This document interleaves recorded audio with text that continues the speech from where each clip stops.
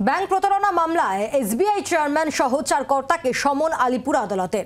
6 ফেব্রুয়ারি আলিপুর আদালতে হাজিরার নির্দেশ। 2021-এ ব্যাংক প্রতারণা মামলায় সমন করা হয়েছে। আরও একবার জানাই, ব্যাংক প্রতারণা মামলায় এসবিআই চেয়ারম্যান সহ 4 কর্তাকে সমন আলিপুর আদালতের। 6 ফেব্রুয়ারি আলিপুর আদালতে হাজিরার নির্দেশ। 2021 সালের ব্যাংক প্রতারণা মামলায় সমন করা হয়। ব্যাংক প্রতারণা মামলায় এসবিআই চেয়ারম্যান সহ 4 কর্তাকে সমন আলিপুর আদালতের। কথা বলবো বিক্রম দাস, আমাদের প্রতিনিধি রয়েছেন আমাদের সঙ্গে। বিক্রম, কি আপডেট? দেখো, তোমাকে যেটা জানাবো যে একেবারে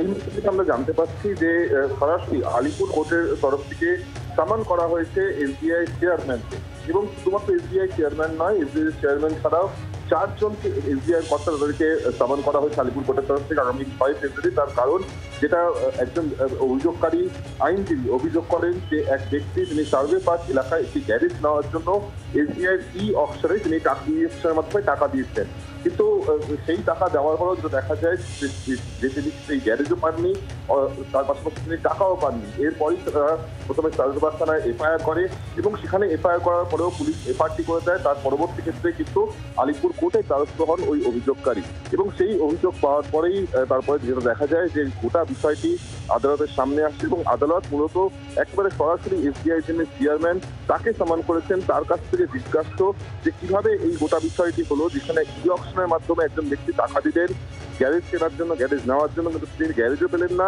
টাকা ফেরতও পেলেন না। এমনটা কেন হলো সেটা জানার জন্য কিন্তু আগামী 6 ফেব্রুয়ারি এসবিআই চেয়ারম্যান সহ 4 এসবিআই কর্তাকে সামন করা হয়েছে আদালতের তরফ থেকে, এমনটাই আদালত সূত্রে আমরা জানতে পারি। ধন্যবাদ বিক্রম। বাংলার আওয়াজ, বাঙালির আবেগ, জি 24 ঘন্টা।